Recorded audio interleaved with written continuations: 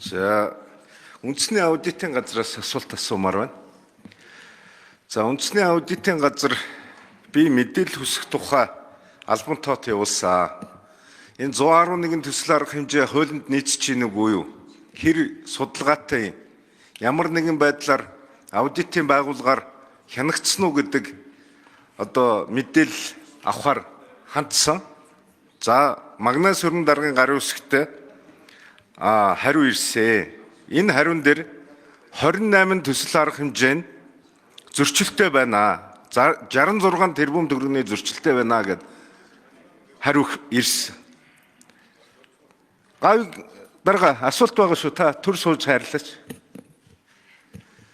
За тийм учраас аудитаас асуух энэ нэг бодтой хариулт авмаар байна. 66 тэрбум төгрөг гэдэг маань 26 онд нэмэгдэж байгаа 360 тэрбумын чинь бараг 20% нь байгаа. Зөрчилтэй гэдгийг аудитын байгууллага нотолцсон.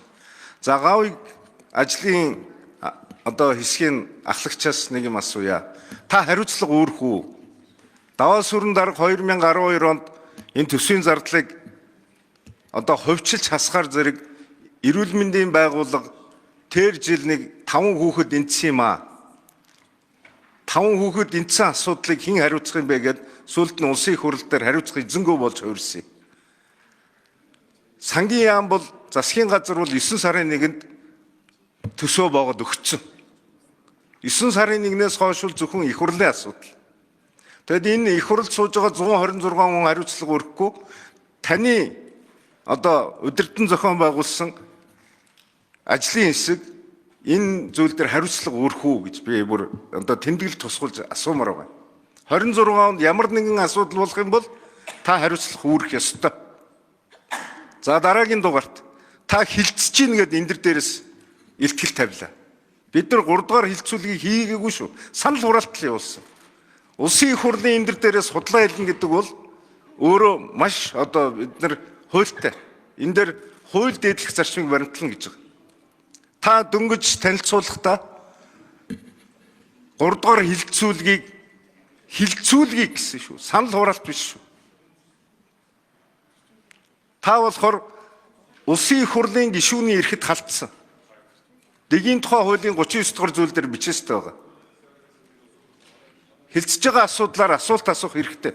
Та хэрвээ асуулт асуулахгүй байсан бол тэр хуралдаанда яах гэж ажлын хэсэг аудит болон энэ сангийн яамнахныг оруулсан. Тэр тайлбар өгөөч. Тэгээд тодруулъя. Эндрийн 3 дугаар микрофон аудитын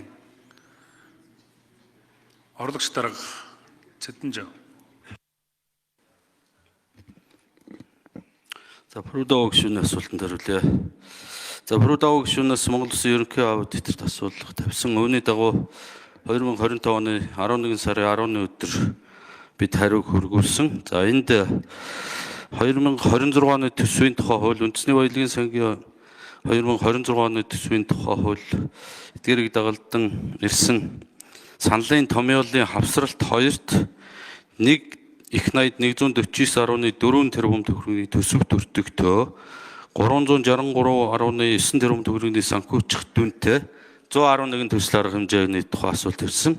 За эндээс үндэсний аудитын газрын улсын төсвийн хөрөнгөөр өмнөх онуудад ажил нь хийгдсэн боловч төсөв дүртэх нэмэгдэж байгаа барилга байгууламжийн аудитын дүгнэлт гаргах тухай төсвийн байнгын орны тогтоолын дагуу бид дүгнэлт гаргаж дүгнэлтээ сангийн яам болон төсвийн байнгын оронд хүргэсэн. За аудитд хамрагдсан эдгээрээс 28 төсөл арга хэмжээ байгаа. За 14 төсөл арга хэмжээний төсөв дүртгийг нэмэгдүүлэх дүнг тус жагсаалтанд 66.8 тэрбум төгрөгөөр зөрүүтэй тусгасан гэж хавсралтыг их хурлын гишүүнд хөргүүлсэн байгаа бид. За ер нь бол нэлээд хүнд нөхцөлд төсөв батлагдах, хэлцэгдэх байдалтайгаар явагдлаа. Нийтдээ зөвхөн цалин, тэтгэвэр, за хөгжлийн бэрхшээлтэй иргэдийн тэтгэлэг, за шинжилгээ ухааны ажиллагчдын цалин ингээд нийт бол 980 гаруй тэрбум төгрөгийн санхүүжилт шаардлагатай болсон. За үүнийг гаргахын тулд бол бид нар урсгал зардал дээрээс ч гэсэн тодорхой хэмжээний зохицуулалтын саналууд орчсон. За мөн одоо зардал тал дээр хүүсэр бий болох асуулж орж ирсэн. За тэрийг нь бол өдөр би гадаадын зээл ашиглалтын зардалгын хэмжээ, За мөн одоо нөөтийн орлого тал дээр бид нар их усруул нөөтийн татвартай холбоотой асуудлуудыг хойшлох байдлаар бид их усүүдийг гаргасан байна. За урсгал зарлаас бол жигд 12.8%-ийг суудгаж байгаа. Гэхдээ за эдийн засаг боловсрол болон эрүүл мэнд болон хүүхдийн мөнгө болон төрийн албаагчдын цалин гэх мэт нэлээд одоо онцгой байдалтай холбоотой зарлууд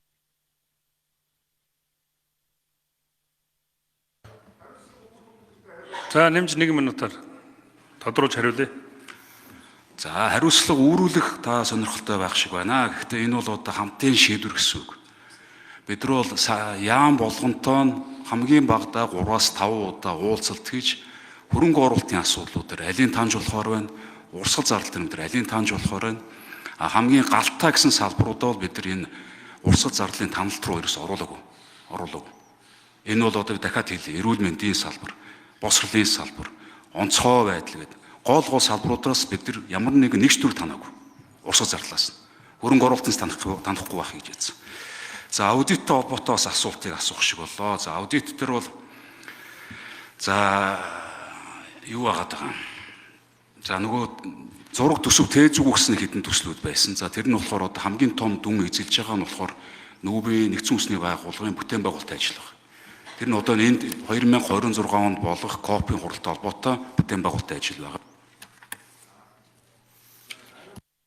За энэ сайд болох гэж байгаа ажлын хэсгийн дарга маань хариулсангүй. Би тэмдэглэл тусгаж байгаад хэлье.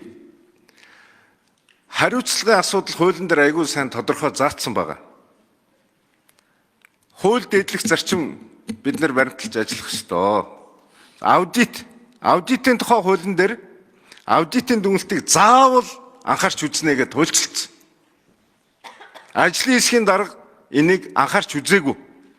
Бүр хилцэх асуудалтай ч ороогүй. Асуулт асуух эрхийг хаасан. Энэ бол бүр ноцтой бүдүүлэг хуулийн зөрчин шүү. Гавыг дарга. Цаашдаа байнгын хорон дээр асуулт асуух, мэдээлэл авах, мэргэжлийн байгууллагын дүгнэлт авах эрхийг хааж болохгүй.